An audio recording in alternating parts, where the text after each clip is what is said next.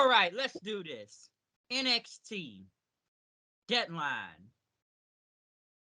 What was this? Connecticut? No, not Bakersfield, Connecticut. Is it Bakersfield, Connecticut? I Sorry, think it was. Bridgeport, Connecticut. That's right. Yeah, Bridgeport. Yes, Bridgeport, Connecticut. Pay-per-view, NXT Deadline, Booker T, and Vic Joseph on commentary. But first, before we actually get into this show, let my co-host introduce himself for today's review. All right. Yes, it's your boy Straight Face 40 back in the building. I had fun. I had fun last night. The best match of the night was the men Survivor, but we'll get to that. One thing before we actually get into the main show, did you watch the pre-show by any chance? Because I only caught the end of the pre-show match. I didn't watch the pre-show at all. Yeah, it was at the end. It was Axiom versus Nathan Frazier. Since it didn't happen on Tuesday, they ended up doing it again, and I know Axiom won, so I only saw the finish. Oh, okay. All right. So it's not really much. I don't know why they couldn't just show us that in on NXT. Like, what was the point of all of that? They could have done it this Tuesday. Yeah, but I know it probably was a good match. We talk about Nathan Frazier, Axiom. They fast paced, very efficient. But like I said, it could have happened on Tuesday for real. Yeah, like I said, I'm sure it was a good match, but yeah, they could have waited till Tuesday and do it on a pre-show for this pay-per-view and whatnot. So I just know it was a kickoff match. Like I said, I only caught like the last minute or two, literally the finish, and that was it. So I don't have much to say about it. But we do get into the actual main show of NXT Deadline as we kicked it off with Commissioner Shawn Michaels, Big Papa Shawn, doing his whole entrance and whatnot. And then, welcoming everybody to the last pay-per-view, I guess, of the year, and said that, he did the whole DX Are You Ready thing. But next thing you know, we got a big surprise, which we kind of knew on SmackDown this was going to happen. But CM Punk is everywhere right now. Man, that a huge pop. Man, they were going crazy. They were going crazy. You say we should have known. Man, look, like I was telling my cousin last night when we were watching it. I wasn't expecting that. I was not expecting that. Seriously, I was not expecting no You kind of alluded to it on SmackDown. I mean, you can allude to it, but I wouldn't expect you to think of NXT as a viable go-to is for CM Punk. We all know he's going to either Raw or SmackDown. We know damn well it ain't gonna be no NXT. So it was a surprise to me, at least. True, like that is true, but like I kind of felt it was gonna happen. It was still a nice surprise though, and stuff. So I just like I kind of figured they wanted to start off hot, but given what he had said on SmackDown, and like I said, it's been kind of a crazy 48 hours with CM Punk on both of these shows. But him coming out there and saying like, "Hey, am I stepping all over your gimmick?" I said, "Suck it, right? Are we still doing that?" And Sean saying, "Nice hoodie you got." Since Punk was wearing a Bret Hart hoodie, he said, "Oh, listen, man, they were out of HBK merch in the back, so this is all I had. All right, listen, if me and Triple H can make up, it's all about healing now, folks. We're all healing. Everything is all good now." And Punk saying, "Since my flight I missed, I get to be out here. Everybody's in the back taking pictures, so I want to take a selfie with someone I grew up with." And yeah, he took a picture with Shawn Michaels. And then everybody wants to know, where is CM Punk going to go? Is he going to go to Raw? Is he going to go to SmackDown? Which the fans started to chant NXT in, which, let's be honest, he's not going to NXT. But for these people really kind of started to believe that he was going to go to NXT. But we know that's not going to happen. But they went nuts. And I think they kind of had to wrap it up because I think Sean had to look back when the music hit. So I think they had only so much time to talk out there that they had hit Punk's Cult of Personality music. But it was a really nice segment to kick off this whole show. Well, one part of the I mean the whole segment and everything. My cousin kind of looked at me after the segment have ended, and he was like, "Do you think they forgot some of their lines?" I'm like, Man, I for sure they forgot some of their lines because they were just out there." Just really going off the head. To be honest with you, I do not think none of that was written down. I don't think none of that was you know what I'm saying, bro? I think all of that was off the cuff. That's why it went too long, and that's why Shawn Michael looked back like, "Oh, okay, wrap it up. Let's get out of here." Like we're out of time. We're out of time, folks. Because I really think it was. I think it was just off the cuff. Really off the head. I can believe it that because it just kind of went, all right, talk, say something for like maybe 5-6 minutes, and then okay, we're done. But like I said, this is more of a surprise right here. Because listen, Punk had more time literally on SmackDown and said way more stuff, like punching people in the face in the back. You can't do that, folks. That happened Oh in yeah, that I was thought you would have funny. said That choke was out. too funny. Too bad it wasn't. It did. It did it. Right today with the fans and the audience because you could barely hear anything out there when he said it. But when I heard it, I must have fell on the ground. And I gotta remember it was a tribute to the Troop Show on SmackDown, so I know it's a lot of Army servicemen and women. So I don't know how much of wrestling that they watch throughout the year and whatnot. So I don't know if it just went over their head or they just don't watch AEW in general. Right. True. Because honestly, Punk had more to say on SmackDown and saying so many people's names and saying like, listen, folks, we're not at the end of Raw. I'm not going to get cut for time here. I'm going to say what I want. And obviously everybody's saying it's setting up for a lot of feuds and stuff right now, mentioning Seth, mentioning Roman Reigns will finally return on TV next week, mentioning Cody Rhodes. Everybody now believes that Cody's story will keep going and CM Punk is taking his story, Kevin Owens, Orton, LA Knight. So there was a lot more with Punk going on I want Friday. fans. I That was want fans to understand how fun this is right now. Don't take the mick out of this. This is fun. This is going to be a hard hitting Royal Rumble. Not to go into the future, but we're going. It's January. That's the first pay per view of the 2024, and this is fun. Like man, you got all these names in the Royal Rumble, and they can all win. They can surprise you and get somebody you ain't even really been looking at, or they can get some of the big hitters that everybody looking at. This is fun, man. And I don't think nobody is taking anything from anybody. Cody is still gonna be continuing the story all the way to WrestleMania. Punk is gonna have his own story. What's gonna happen is let's see who go main event Sunday, not Saturday. Sunday it's a real main event. Saturday, yeah. You could main event night one, cool. That's why they gave it to Kevin Owens and Sami Zayn earlier this year. Not to get off topic, we gonna go back on topic, but who got main event Sunday, and that's going to be the real battle. whoever's going against Roman, that's the real main event.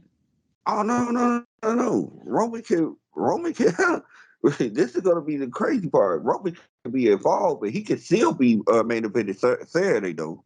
But yeah, Saturday. I feel like he'll have Sunday though. I think in my opinion, I think Seth was going to take Saturday, and I think Roman will take Sunday.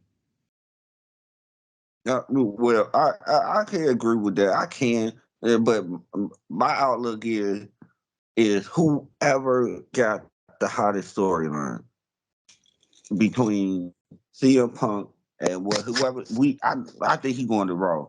And so if he decided to win the Royal Rumble and have a high storyline with Seth Rollins going into WrestleMania season, if his storyline is hot enough, he can eclipse Roman Reigns storyline because everybody really tired of Roman Reigns storyline.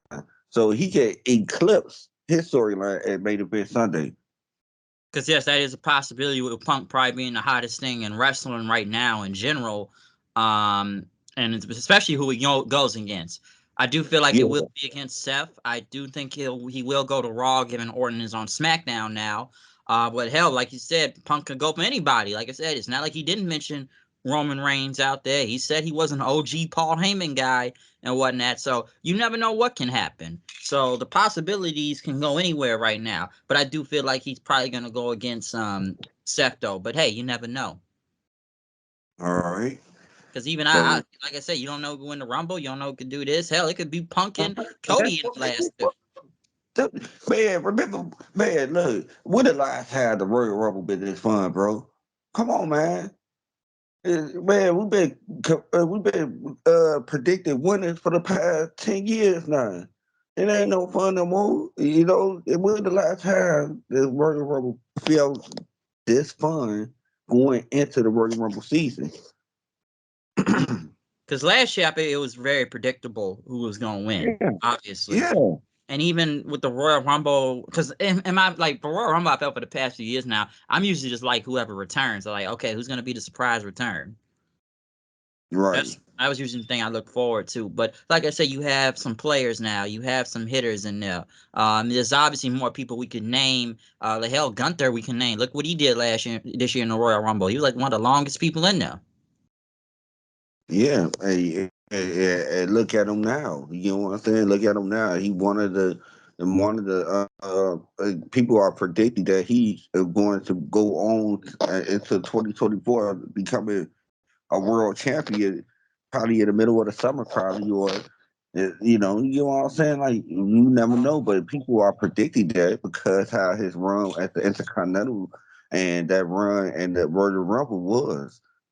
You know, I, I, I'm kind of looking forward to it. You know, the Royal Rumble. I'm looking forward to it, but we on deadline right now, Yep, let's get back to and that's how. deadline. But yeah, a nice segment with Punk and HBK to start the show and the NXT crowd going crazy. So but moving on from that, we actually do get to the main part of the show, which was Dominic Mysterio versus Dragon Lee. Rey Mysterio wasn't in Dragon Lee's corner. Rey Mysterio was still hurt, so he did come out on crutches and sat on commentary. Now this match was a change. Wesley is injured. He's basically came out last Tuesday. He has a very bad back injury, so there's literally no telling when he's gonna be come back. It's gonna be a long time until we see Wesley. But Dragon Lee end up being his replacement. The match itself, it was good. I did like how the fans was chanting "We want mommy" at Dominic and whatnot. So I thought that was pretty hilarious. But I thought it was a good match. Dragon Lee winning, yo. Let me say this, because in a way, it's like I kind of felt he was gonna win, given he didn't win on that tournament thing on SmackDown the night before. Because basically both of these guys are main roster people at this point. But then again, main roster people just show up on NXT almost every other week at this point. But with Dragon Lee winning, I hope it's not another one of these things like they did with Trick, where Trick won at the pay per view, and then a couple days later he's just gonna drop the title right back to Dominic and whatnot. Like the match itself, like I say, it wasn't bad. It was pretty good. I know some people thought it was some botches or some dangerous spots out there, but I thought it was good. And Dragon Lee got the win and celebrated with Rey Mysterio after that. So will it be a rematch this Tuesday, or will Dragon Lee only hold it for a couple days again? I don't know. I don't really want to see that again since they just did it with Trick not that long ago. Right. How I felt about the match, right? It was a good match. You know, throughout the night, my two cousins were asking me, "Is this going to be the next Lucha Libre star?" And I'm like, he could be a star. Don't get me wrong, but there's no way he could be a next Rey Mysterio. That I don't think there's anybody out there that could be the next Rey Mysterio. Rey Mysterio was something else. It's something different. But going on to the match, um, I felt like the match was missing a little something. And I felt like if was going to get him the title, I I felt like it happened so the the ending happened so quick to me. I felt like it was supposed to go on a little bit longer, but it just ended so quick. And and Dragon Lee got the pin, and boom, he the new champion. I kind of I thought that Dominic would go lose to Wesley if he was healthy. You know what I'm saying? So I guess they was going on with that. Like, yeah, we're gonna have him lose the title because we were gonna have him lose the title regardless. So like give it to Dragon Lee. It kind of confused me a little bit because he on like you said, he's on the main roster. They pushing him hard. They just took him from NXT. He's just fresh out for NXT, and then they put the NXT title back on him and put him back in the. Basically he gonna be on Tuesday night. Tuesday and Friday nights mostly for the most part. But that's what Dominic did. So I guess they got the same faith for him that they did with Dominic. But I, oh, go ahead. My So I, bad. I, I do agree. I will say this though, in regards to the matches helping Dragon Lee, because the match was pretty quick, and I do feel like you said, if Wesley did not get injured, he probably would have won this match, because I didn't really expect the title change was going to go out. Let's remember, this was a last minute thing, okay? This was a Right, last right. minute match. I actually thought Rey Mysterio was going to be in this match when he showed up on the screen the other night, but I'm like, wait, Rey is still hurt. Rey just had knee surgery not that long ago. I'm like, he can't be healed that fast.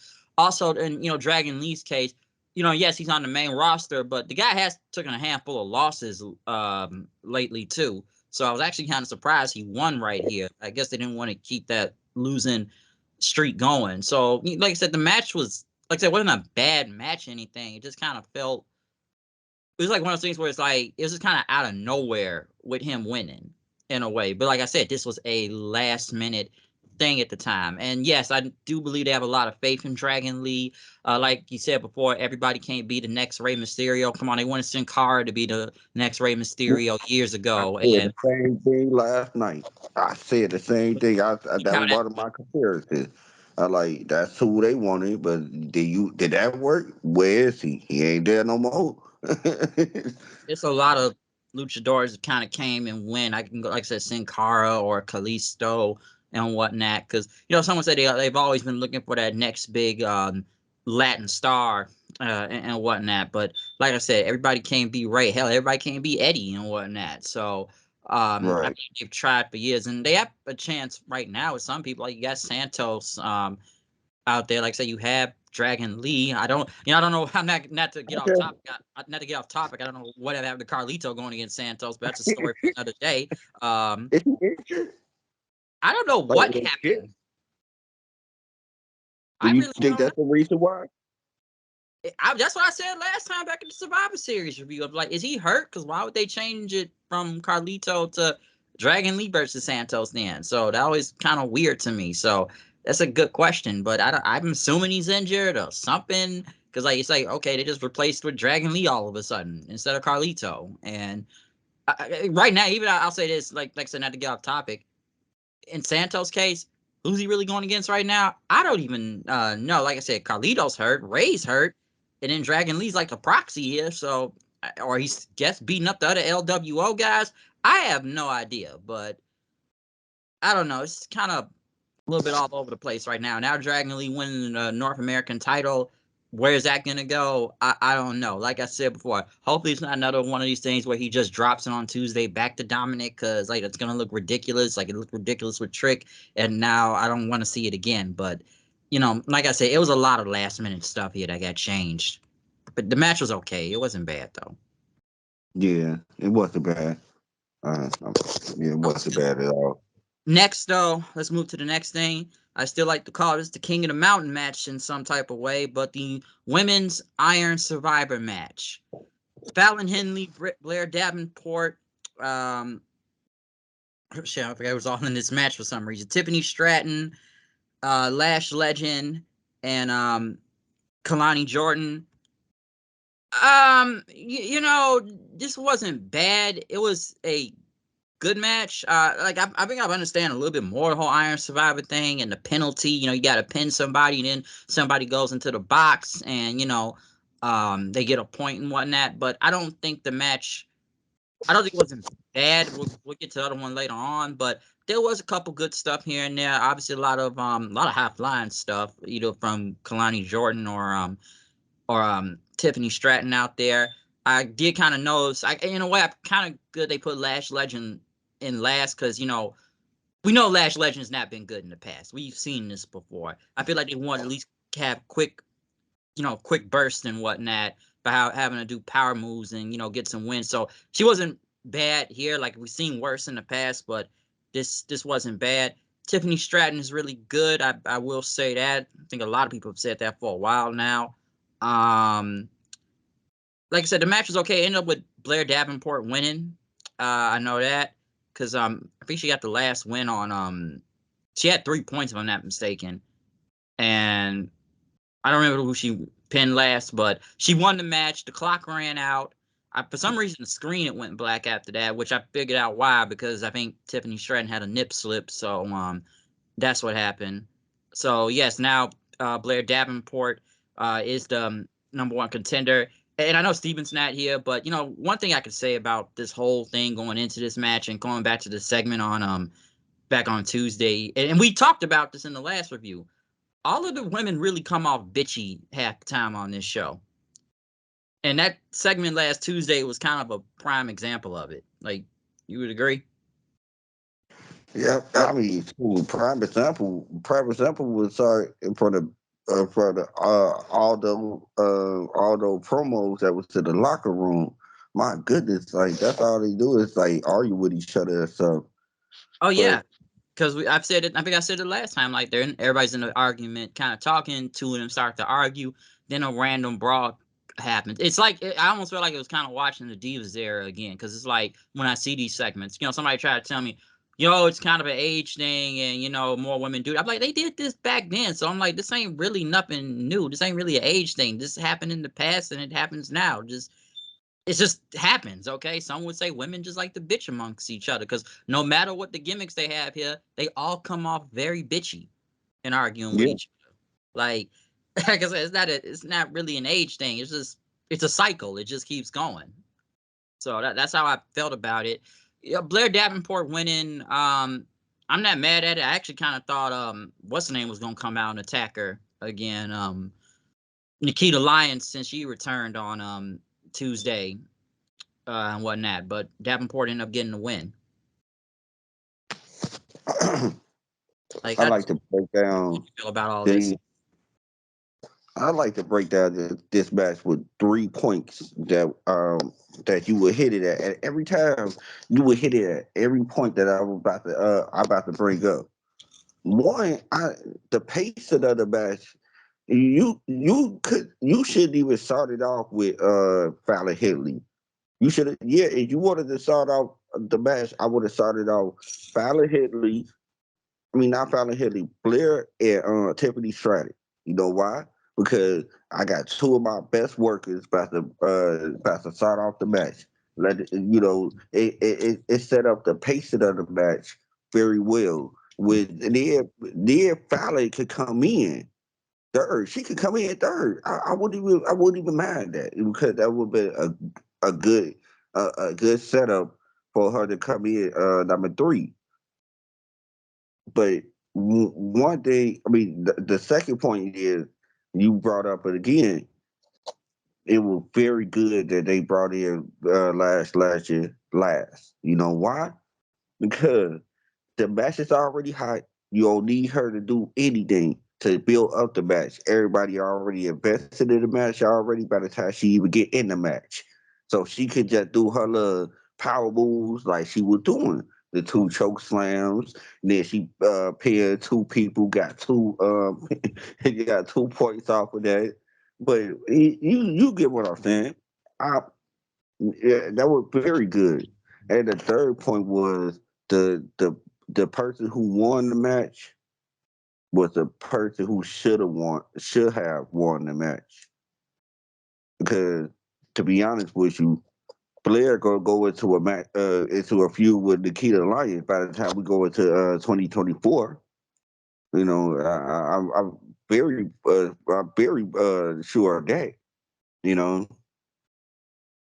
and Yeah, so I can see that.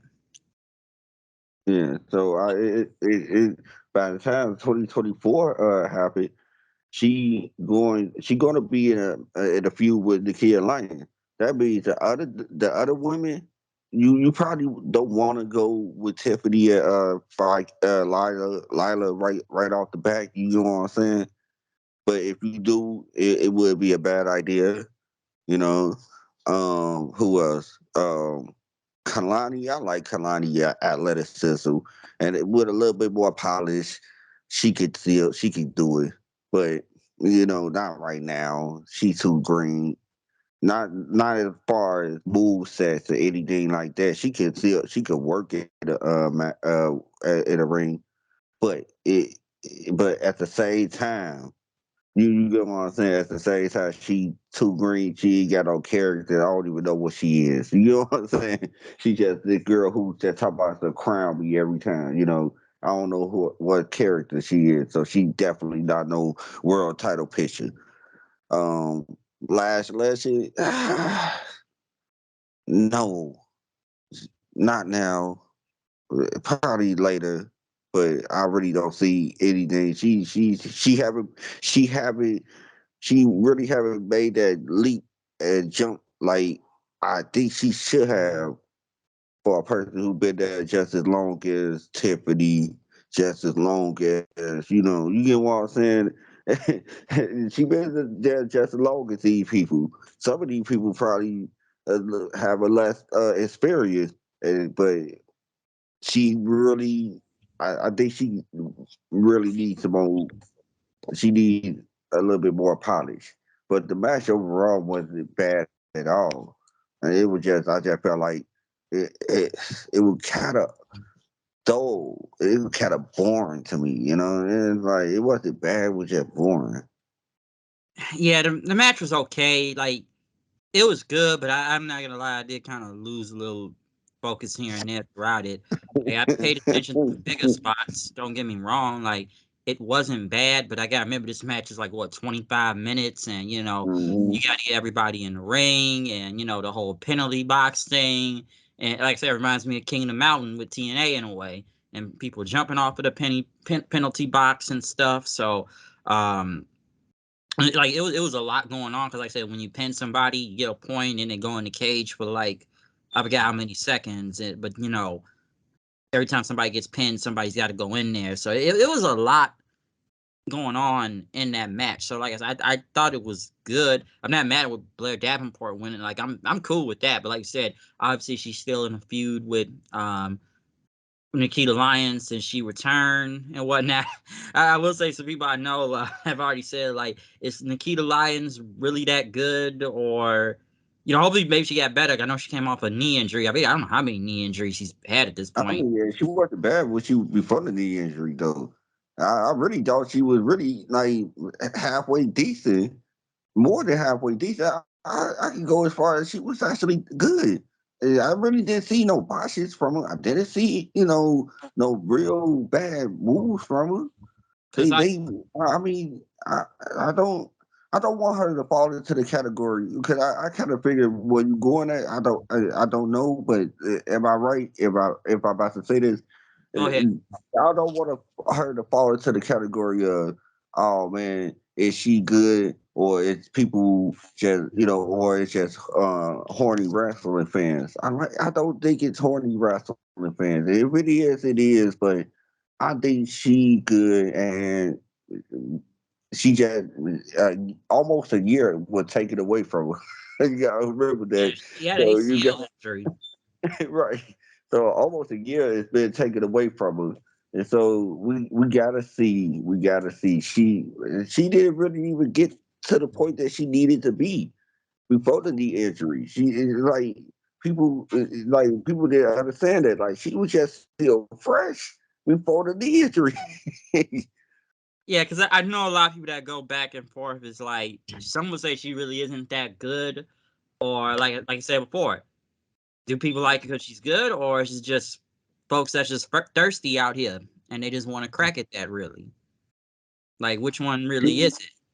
I really think she good. She's smooth. I really don't see any bad, like super bad things about her. I mean, come Because on, man. Like, I remember her being in a wild promotion before she even got to WWE. So I already knew she's in another company before and whatnot. But from the time I'd seen her before the injury, like she isn't bad. Like she's not. I've seen worse. So I'm not gonna sit and say she's bad.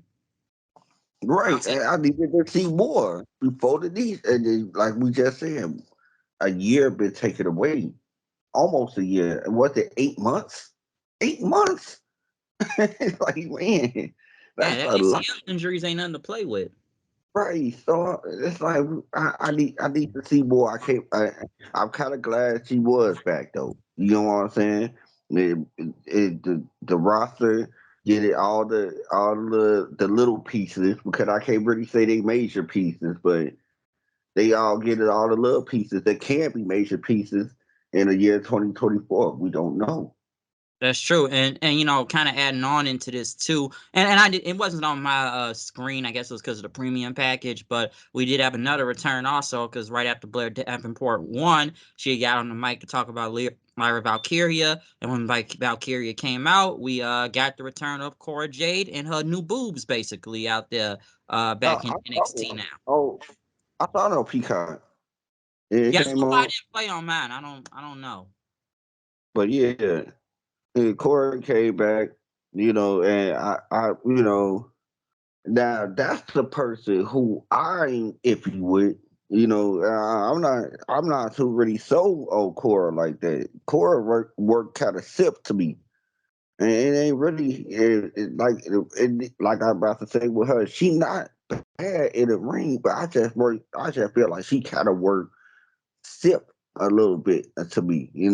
I see her pulling the girl's hair a little bit too wild and slinging them down. Like yesterday, last night when she came out there, she man, kind of hit Valkyria kind of hard. Like wow, and like man, Valkyria fell on the ground kind of like. And she kind of awkward to me a little bit. I think that's the word I'm really trying to get at is awkward. I think she kind of awkward to me. Mm, I got you. Like from what I've seen from her before, uh, it's okay, but I can understand the point from what you're saying though. At the same time, I do like everybody tries to call her CM Punk's protege right there, but Um, she never gonna be her. Those who ever in your life. I've seen people call her that because she knew who Punk was years ago, and I think she showed up at one of them UFC conferences at the time to ask him questions. So that's why I hear that a lot. But Right. no, in general, talking about yeah, it's kind of it's iffy with her because at one point they were kind of pushing her big time when this whole new I think NXT the was push going. is gonna continue. The push is gonna continue. She just didn't hit anybody, just any old woman. Yeah, she hit the She hit champion. the world champion. And so yeah, the push is going to continue. She ain't going nowhere. That was She had been off TV for like what, probably 4 or 5 months now, I believe. she said 4 months. 4 months, yeah, yeah, We because like got to she, heal, boy. huh? You can't go out there with new champs and then think you got to wrestle. Nah, that ain't about to You happen. let You that got heal. you got to Like that's a recover. boob job. That's a boob job. You gotta let that heal. And so Yep. yeah, So it's not like she wasn't injured. She just had a boob job. That was it. Not yeah, bad. that's all. Uh, I mean, yeah, I guess. It ain't ridiculous looking. But then again, No, it's it come ain't. on. We It know a ain't. lot of girls have had worse boob jobs in this company. I know. We And could name a lot so right my now if we favorite, really wanted to. one of my favorite wrestlers had a bad one. Yeah, so like this ain't bad if we. I'm just saying. So I've seen worse. Don't look bad, but like I said, who hasn't had a boob job in this company? So we can name a whole Right. Right. a whole bunch of people. Hell, Stratton just had one not that long ago. Like, come on now. So there you go. But hey, Cora Jade is back, so she'll be going for the championship soon enough. But next, though, some would say this was probably the worst match of the night, and it's kind of crazy saying this given Carmelo Hayes is involved, but Carmelo Hayes versus Lexis King. This match was mostly Ed to me. I didn't even know this match was even going to be on the damn show. Okay, trust me, I've already known a lot of people already kind of go at King Pillman Jr.'s head, saying the guy is just really not good. I'll say one thing: he's getting a better shot here than he did in AEW. I'll say that, but one thing I had to agree with Steven last night, what he said, he kind of felt like Melo kind of had to slow down to have a good match with Pillman Jr. out here, and mostly carrying this whole match. So Melo winning, I'm not really surprised, but Lexis King on the mic after saying, it's not I didn't attack Trick Williams and all that. So obviously the mystery is still going on of who attacked Trick Williams, which I'm sure we all know it's mostly Melo and whatnot. But this match here, it was just kind of to me, honestly. I didn't even know this was even going to be on the show. Well, from your whole little dialogue, you just went straight through it. I guess we ain't about to spend too much time on this, but here's the thing with Pillman Jr. though, it ain't like he needed to slow down, but we got to remember, man, where did he really come from? I mean, where was his first what was his first promotion? Like major, if we talking, yeah, AEW. Like, I would say MLW at first. MLW, all right, cool. All right, bet. He came from that, man. He came from that. That was his first promotion that he really had to, with, real training, who would really, he was really wrestling with. All right. But here's the thing. I don't think he, up to speed with the WWE style just yet. That's all I'm looking at. Like, the performance center is beautiful. Don't get me wrong. It gets people ready, but at the same time, it ain't nothing like getting them ready in a live setting in front of people. That's really get people ready. And so I think with a few more months of him being in there, being on TV every Tuesday, when you get what I'm saying, storylines and wrestling, I think he gonna catch up with the WWE speed. You know, and don't get me wrong, I kind of agree with Steven that he did have to slow down because the match did slow down for a minute. With Lexis had to, when he was in office, it slowed down because it has to slow down. But like I said, I think I want to give him a couple. I want to give him a couple of more months. I really want to give him more time. Okay, because I just felt this match just wasn't really good. So, like I said, No, it was boring. It was boring. Yeah, I wouldn't say it was good. It was just boring as why do you say hell. the crowd didn't even care?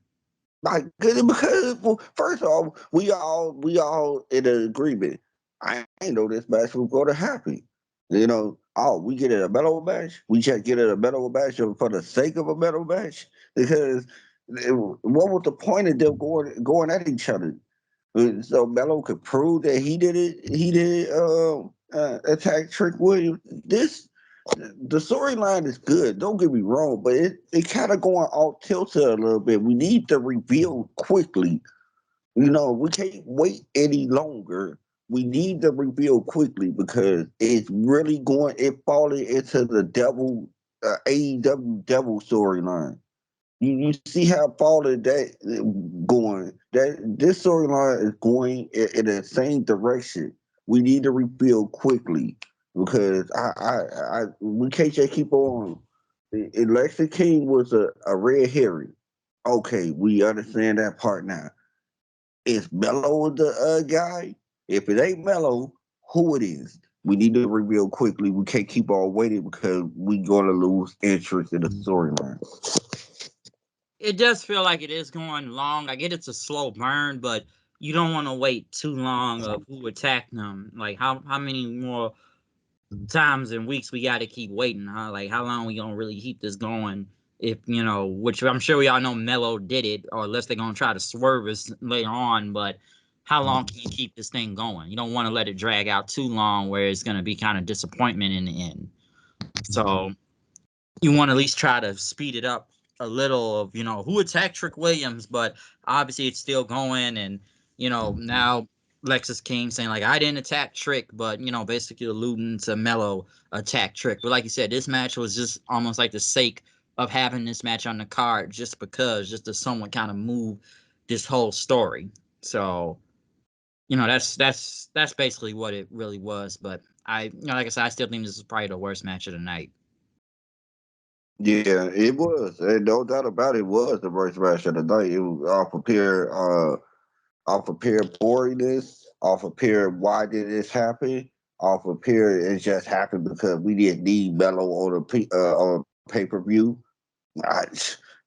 It just didn't make any sense to me, But like you said, the worst match of the night. I definitely agree with you. Definitely agree with you.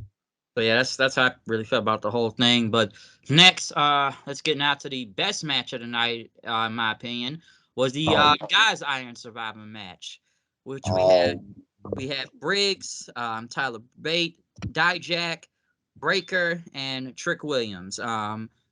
Wow, this was crazy. Like yeah. it was a lot of crazy stuff in this match that I'm not gonna try to you know name everything. One big highlight was obviously Trick Williams' theme song, and Booker T just adds a lot to that theme song when it plays, and everybody chants whoop that trick and say yeah, uh-huh, Uh-huh. okay, I like that. Oh yeah, man. That's the best part about it. Oh yeah, man. Like Trick just came out there like a big star, but there was a lot to say throughout this whole match, and even with the penalty box and just Breaker, which literally just straight up murdered folks going into that match. 3 spears right off the back to get 3 points, which was insane. Which even had them even fighting in the damn box at 1.2, but it was just a lot of crazy stuff in this match. Especially once it got to the last 2 minutes of it. Like I said, I'm not gonna remember every spot here, but just especially with Trick, because Trick was at 0, and it was like maybe 1 or 2 minutes left, and because at one point Dijak was about to get the pin on Trick, but Eddie Thrope came out and got involved in. Trick ended up rolling up Dijak. He got the win there. I know Tyler Bate hit the spinal tap, but Trick ended up reversing his finisher to get another point. I think he finished with 4 points out, so I may be counting all this wrong, but like I said, Trick just getting all the wins at the last second. Breaker tried to hit him with that last spear when there was 10 seconds left on the clock. Trick hit that big high knee and then won the match in the last 10 seconds, and the crowd just went ape shit for this. So Trick obviously now getting a shot at the NXT title, but like I said, I'm not gonna try to name everything throughout this match, but this was one hell of a match though. And Trick Williams getting the big win right here, which like I said, the guy just comes off as a real big star. But I thought the match was just great overall. And let me just say this too. I know Breaker, like, can we move Braun Breaker up to the main roster at this point? I don't even know what else he can do in NXT. I feel like he will probably show up on the main roster once the Royal Rumble comes, but I feel like he should have kind of been on the main roster probably a while ago now, because I get they want to get the whole heel thing over, but I'm like, there's nothing really much left he has left to do in NXT at this point. It's time to move him up. Oh man, love this match. I love this match, bro. Look, Braun Breaker coming in was like a beast. Like he came in. Goldberg. Goldberg, like, oh my goodness, just 3 spears. I wasn't expecting that. That got me off my seat. Like, I was not expecting him to hit 3. Now, one did I wasn't even phased by one. I'm like, all right, cool, gave him 1. 2 was like I was intrigued. And then when he hit that dirt with it, hit that pin, I must have got up. I'm like, no, how? How my goodness, he about to win, and then I have to think about it. I'm like, I don't think he going to win. And see, that's what my whole thing about it. I loved it, but I loved it from start to finish because all of them played a part. It was so well. It was to the point that by the time it got to what was it? I think it was like 2 minutes, 2 minutes and 20 seconds. I'm like, oh yeah, Trick. I mean, not 24 minutes and 20 seconds. I'm like, man, Trick ain't about to win this, man. This shit is over, man. It's over. He got the first pin, second pin, the third pin. Whoa, he tied it up. He tied it up. Oh no, he still ain't gonna win. The fourth pin. I was like, no, that was so crazy. But again, the right opponent. The right opponent for New Year's Evil. Man, Shawn Michaels doing the thing. He really is. He doing the thing when it comes down to when it comes down to building new stars for the NXT roster. I ain't talking about for the main event. I mean not main event, main roster. I ain't talking about that yet. But when it comes down to NXT, that would Trick becoming a star. I have to give it up to Sean. And this is the reason why I said it's the perfect component going into New Year's Evil. You can finally do the reveal of New Year's Evil. Screw him over. Elliot still wins the title, and you do the reveal. And that's who the person who gonna screw him over is the person who beat him up in the back. There you go. And we're going into 2024 with this.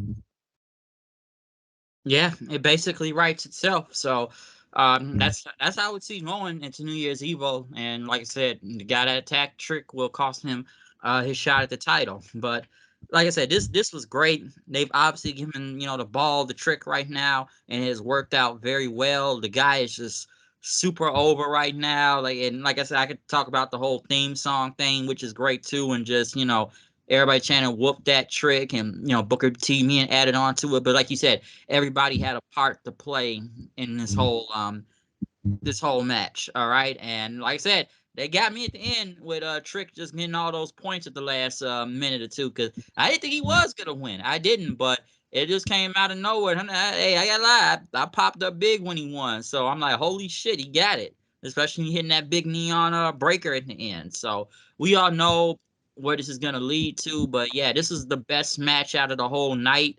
Like I said, Trick got the win, right guy went over, so I definitely I enjoyed this match a lot. So, like I said, obviously you got the stories going on within this match, and like I just said a minute ago to add to, it's time to move Brown Breaker up to the main roster at this point. They got to at this point. I give it I to the definitely, Rumble. I give it to the Rumble, but I feel like he should have been on there at this point. There's nothing left he could do on NXT. yeah, I definitely agree. So Definitely. great stuff all around. Definitely great stuff. Let's see if anything else happened after that. I know they had Briggs, Jensen, and Henley fight the Metaphor in the back. Obviously, that'll lead to a 6-person tag on Tuesday. But we didn't go into the steel cage match, which I kind of felt this was the cool down buffer match in a way. Kianna James, obviously kind of more of an upgraded entrance out there with the car and whatnot going against Roxanne Perez, Roxy, Booker T student out there. This match was okay. The biggest thing out of this whole match I thought was Roxy doing the code red, which looked pretty good. But it's not much I can say about this. I know Kianna got a steel chair and pulled it from under the ring and tried to hit Roxy with it, but it didn't. She couldn't do it, and Roxy got the chair, and I guess was gonna take it outside. But then this random girl came out of nowhere, because I'm like, who is this? And they said it was Izzy Dane. I was kind of like Steve. Steve actually thought it was Lacey Evans, because he was like, who is this girl? Like, I'm like, who? They kept saying like Izzy Dane. I'm like, who? Who? I'm like, who? Again, they pulled the AEW right there. That's something AEW will do to you for bring out somebody you supposed to know. You know this guy? No, I don't. I don't It's know who like, this is. Like, I'm like, who? Like, who is this? Like, I have no idea who it was that helped Kianna James. Like, Kianna James ended up getting a win and doing the finish on the chair or whatnot, beating Roxy. But the match was okay, but the whole crazy screwy finish thing was just like, it was like whatever in a way, because it's like, who the hell is this? Because I'm like, who? I'm like, who is this? But obviously they still pushing this feud with Roxy and Kianna, so I don't know where it goes next, but they've now given Kianna James like a sidekick now or something. Because I was like, who is this girl again? Like, who is she from Developmental? Like, I don't know who this is. So it was okay. The match was okay at best. That's all I can really say. The highlight of the match was that damn Code Red Roxy did. And the same thing. The Cold Red was the best part of the match. Um, I was talking to my cousins last night when we were watching the match. I'm like, the reason why they been, you notice that Roxy been in a lot of gimmick matches, that involve her has to beat somebody up with a weapon, or involves her inside some type, like last night in some type of cage. And she in a lot of gimmick matches. I feel like this is the reason why, in my opinion, and how I'm looking at it, is she she's adorable looking, and they try to share that off. They're So trying to give her a killer edge or something. Because I've seen people already call her like a Teen Titan, and I remember people got mad when she won the title from Mandy Rose. It's like, oh, they put the belt on the Teen Titan. man, well, she was better suited to me. To be honest with you, I swear she was better suited. And I was glad that she was champion because she would actually had good matches. We would have never got some of these matches with her that she had. I don't. I definitely disagree with them. But yeah, she's adorable looking, and that's why they want to share that off. They try to share it off, and I can agree that they doing a good job, but you know what gonna share her adorableness off? Time. Not you throwing her in gimmick matches, not you putting her in the steel cage. Time is gonna shed it off. All right, you can't do nothing about it. She just young looking. You know that's sometimes people just look young forever. Sometimes, and I think she gonna be one of them. You Yeah, can't. she just looks cute. Okay. That's it. She just looks cute, really, and I think that's why people don't want to take, I guess, seriously. Like I said, they put on a lot of weapons matches. Let's remember, she fought Kianna James in a weapons match not that long ago at Halloween Havoc. They was in some street fight. Now they're in a steel cage match. I really do think that they try to just share some of this, adorableness off of her, but you can't do that. You can't do nothing about that. Yeah, because I've seen people already go at it in the past. Like usually I hear either Booker T's like favorite student or the Teen Titan, because I was hearing that since she beat Mandy Rose for the title. I remember people getting mad about that, but Mandy Rose had already got fired at that point after Roxy won the damn title and stuff, because they said like, oh, they took it off the real woman to put on the Teen Titan. I'm like, she's like 20 something. You act like she's 15. Like she's 20 something. You're right. She is. She's not a Huh. little kid. Yeah, she is not a little kid. But She, yeah, like you said, it was. Yeah, I say, it was the bumper match. And it's so crazy that they called a steel cage a bumper match, but it definitely was. especially after what just happened in Iron Survivor match and how hot the crowd was, they cooled off right here for Yeah, this. they did definitely cool though. So it was okay, but like I said, the finish was just all over the place, screwy, and wondering who is this random girl that they put with Kianna James. So like I said, the feud with her and Roxy continues, and like I said, they're trying to still give Roxy like a killer instinct or a killer edge or something to make her look tough and small out there. So we'll see what happens. But now we actually, because I'm trying to see if anything else happened. I know they announced the whole breakout tournament coming up, and the main event: Ilya Dragunov versus Baron Corbin for the NXT title. Baron Corbin, for some reason, is once again coming out like it's American Badass Undertaker and having a sports coat also while driving down to the ring. I'm gonna be honest, going into this whole match, because this whole feud has been what? Corbin like, I'm richer than you. I have a better life. I got the cars, I got the money, I got the family, I got all this. You can't even see your family. I can see mine and still be rich while doing it. But this match, honestly, it felt like it was dragging for me. I was in and out of this match. I never really believed Corbin was ever gonna win.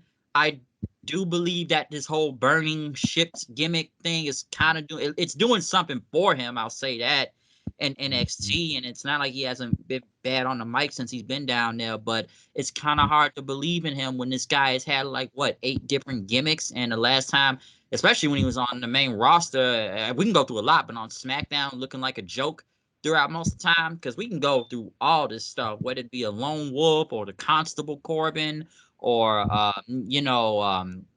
what else? Happy Corbin, bum ass Corbin, JBL like sidekick protege Corbin, so King Corbin. Like the guys had so many damn gimmicks, but they don't give up on him. They don't give up on him. So he gets it's like back to the drawing board all the time, and he gets a lot of chances. But I was just in and out of this match. Okay, like it wasn't a bad match, but did you really believe Corbin was gonna like? Do you really buy to him right being a main event player right now? I guess with NXT and fighting for the main belt, because it just never really felt like it that way. And I just like I said, this match went over 20 minutes, but Dragonuv winning, I wasn't surprised he won. It's just they really are trying to do their best with Corbin by reinventing him once again. Well, I wasn't even. I told like I told my cousin yesterday. I'm like, I, I'm really I stopped really paying attention after the Iron Survivor match, and I really stopped paying attention once I saw this main event. I didn't believe none of this. Like you were saying, I felt the same way, Bryce. I did not believe any of this. I didn't believe that Corbin was going to win the championship. I didn't believe Ed Corbin, period. Yeah, Ilya Ilya is a good champion, but you are only as good as your challenges. They need to stop playing around with him and give him some good challenges. Barry Corbin wasn't it, and this match was just a okay. It wasn't that good. It didn't do anything spectacular. It was just a okay.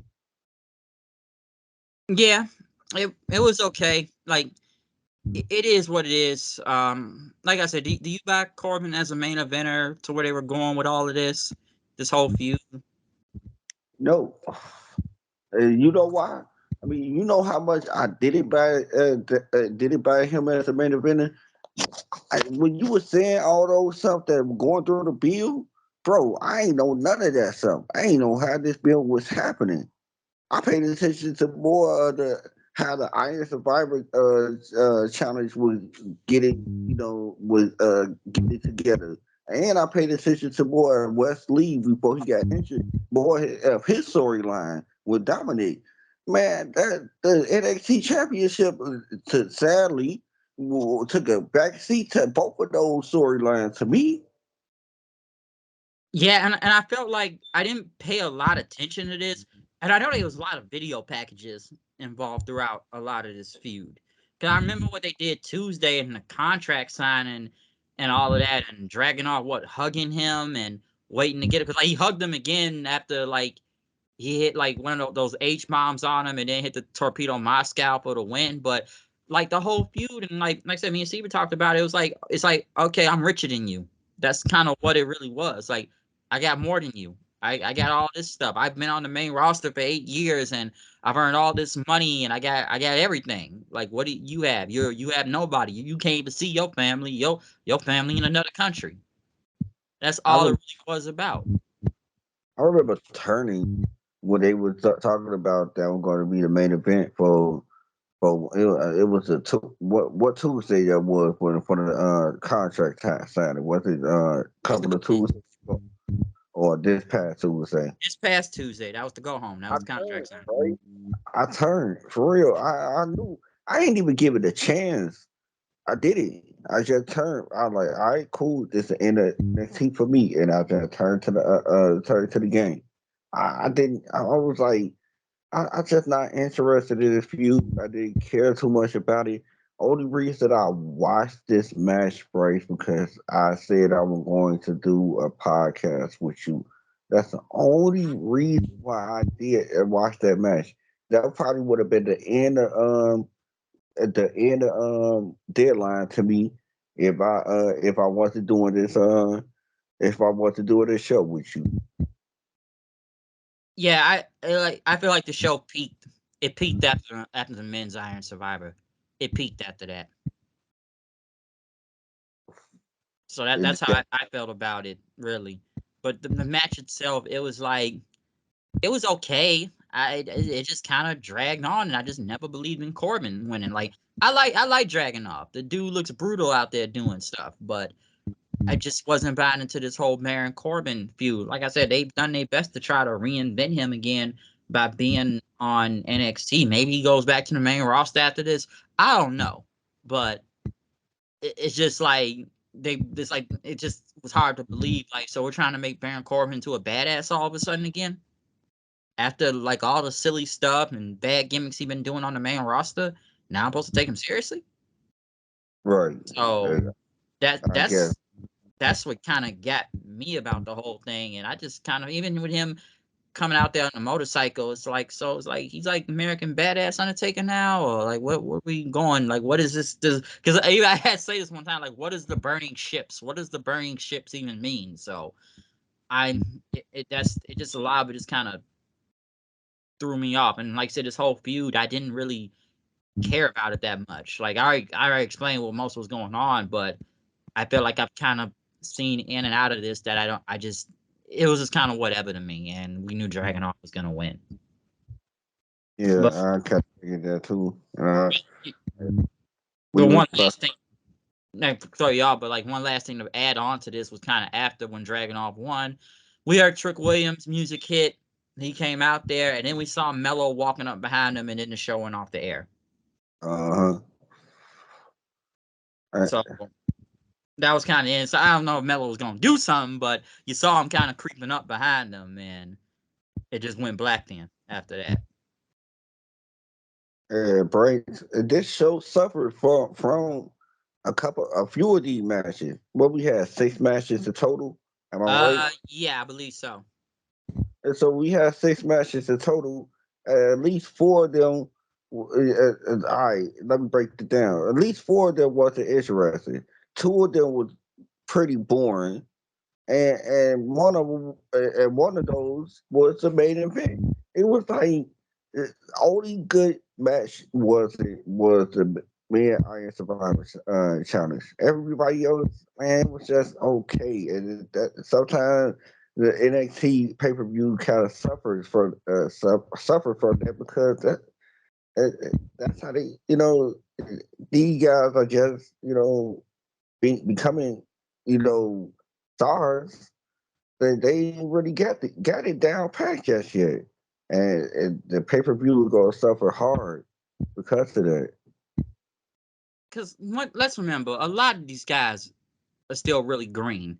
Apart from the main roster people that pop up on these shows, a lot of these guys are green. Some have gotten better, don't get me wrong, but there's a lot of other people that just either got there or just somewhat not ready. We knew this a while ago when this whole thing even started. Don't get me wrong, they've had some time now, but they still ain't there yet. Like I said, we can name a lot of people throughout the night that aren't there. Like even with the women, like Kalani Jordan, how long she really been kind of 5-6 months on TV, maybe? And She that's wasn't it. bad out there, but still it ain't there yet. It's a lot of people that ain't really there, unless you probably seen these people before they even got to the WWE, then that's a different story. But um, like looking at this whole show, it was a good show, but like I said, the best match out of this whole show was the men's Iron Survivor match. Everything else was either okay to good or, like you said, boring damn near. I think the worst match out of the whole night was Carmelo and Lexis King. Like Dominic and Dragon Lee, it was okay, but there was so much stuff that had to get changed around at the last second. it just kind of felt short, and even I don't know, that would just felt short and it's kind of out of nowhere in a way with Dragon Lee winning the title. The women's Iron Survivor match, it was good, but I did kind of not tune in and out all the way, but it was starting to kind of go long a little, given this is a 25-minute match. It was okay. It wasn't the best thing out of the whole night, but it was okay to good.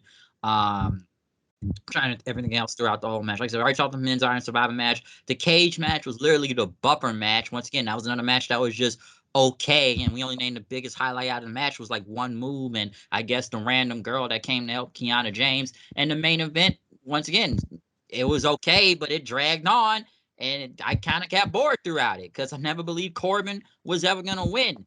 It was just good. So it was one of those things like it wasn't a bad show, but like I said, the best thing was the men's Iron Survivor match. Everything else was either good to okay or just straight up boring. That's all it really was. So NXT was okay at least. And the only other highlight out of this whole show was Punk popping up out there with Shawn Michaels. Yeah, this pay per view really wasn't that all that great. I just like it suffered from a lot of boring matches. It was only held up. It was only good because I mean, it was only had one good match, and that was a Iron Survivor match. It just I don't know. Deadline wasn't really a good pay per view. I give it a D, to be perfectly honest with you, because it only had one good match. Yeah, like I said, you only have one match that was literally the best thing out of the whole night. Other than that, like I said before, everything was either okay to good or boring.